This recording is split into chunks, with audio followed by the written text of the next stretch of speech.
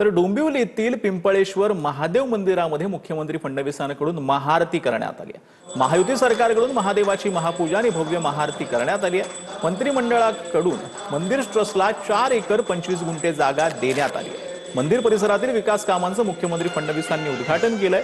हे महायुतीचं सरकार सनातन धर्माचा पुरस्कार करणारं सरकार असल्याचं फडणवीसांनी म्हटलं आहे। बावनकुळेजी नाहीत, इथे उपस्थित नाहीत। उदयजी इथे उपस्थित आहेत। उदयजींनी या संपूर्ण विषयामध्ये केलेलं सहकार्य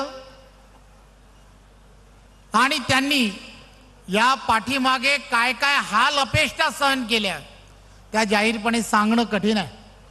पण तरी सुद्धा एक कोकणातला एक लढवय्या असा नेता म्हणून उदयजींनी माझ्या शब्दाला मान दिला, त्याबद्दल मी त्यांचं नेहमीच आभार मानेन। आपल्या या पंचकृषीमध्ये मुख्यमंत्री महोदय बाजूला खिडकाळी मंदिर आहे, त्या खिडकाळी मंदिराचा देखील जीर्णोद्धार जो आहे सुरू आहे। अंबरनाथचं 1000 वर्ष जुनं शिवमंदिर आहे, त्याचा देखील जीर्णोद्धार जो आहे तो परिसराचा त्या ठिकाणी सुरू आहे। मलंगडाचा विषय आहे, मलंगडावरती देखील फेनिक्युलर झाली, त्याचबरोबर पायऱ्यांचं काम जे आहे त्या ठिकाणी झालं। त्याचबरोबर दुर्गाडीचा विषय असेल, पूर्ण कल्याण लोकसभा किंवा आजूबाजूच्या परिसरामध्ये एक मोठं कॉरिडॉर जे आहे या मंदिराचं या ठिकाणी सुरू होत आहे।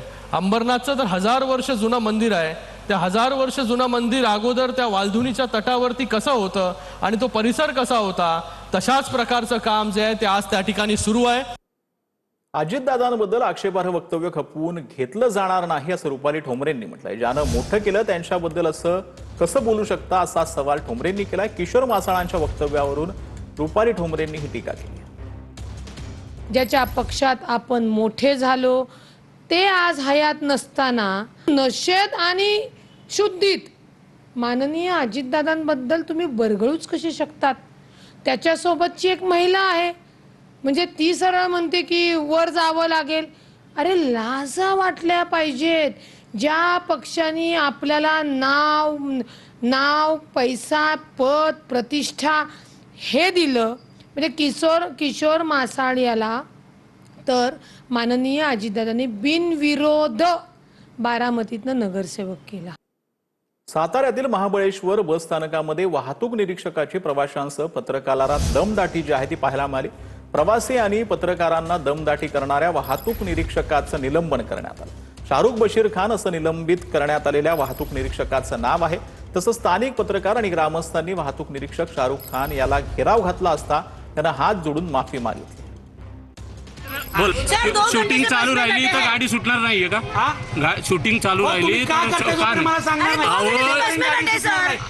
मला आतली भीती काय दाखवू नकोस। तू रोज होतं माझ्या बरोबर, तुला काय करायचं ते कर। जोपर्यंत तू शूटिंग काय करत नाही सगळ्याच गाडी जाणार आणि तू खाली ये पाहिजे।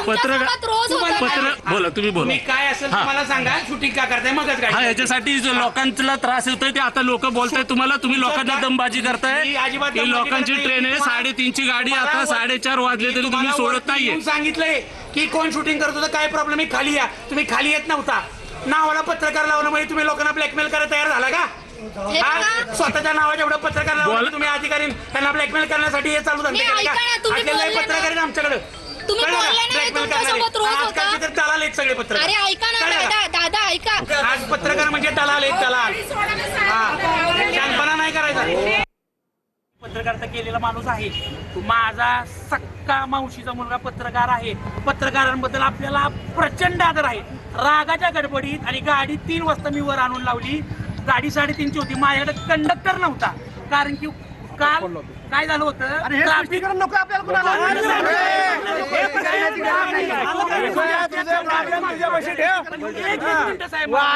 भाषा करतो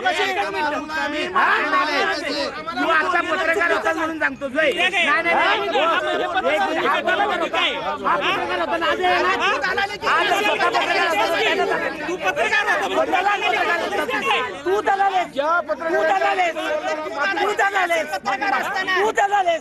मी माफी मागतो साहेब, तुमची मागतो सर्व पत्रकार।